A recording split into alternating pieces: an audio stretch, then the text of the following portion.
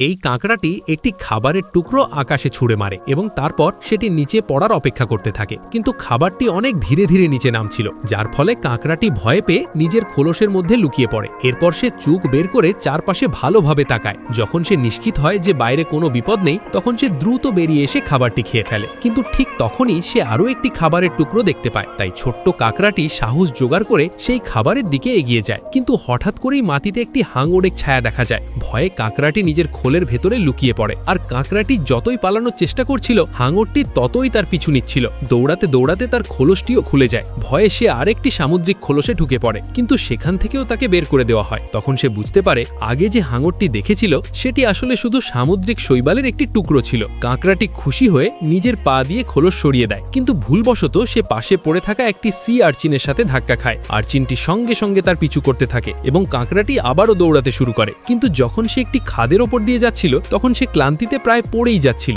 আর নিচে অনেকগুলো C urchin ছিল, যার কারণে কাঁকড়াটি তার সমস্ত শক্তি দিয়ে ওপরে সাঁতার কাটতে থাকে। কিন্তু শেষ পর্যন্ত ক্লান্তিতে সে আবারও সামুদ্রিক শৈবালের উপর পড়ে যায়। ঠিক যখন সে প্রায় হাল ছেড়ে দিতে যাচ্ছিল, ঠিক তখনই সে আগেরবারে সেই ঝিনুকটি খুঁজে পায়। ঝিনুকটি কাঁকড়াটিকে আবারও তার খোলসের ভিতরে ফিরে যেতে সাহায্য করে।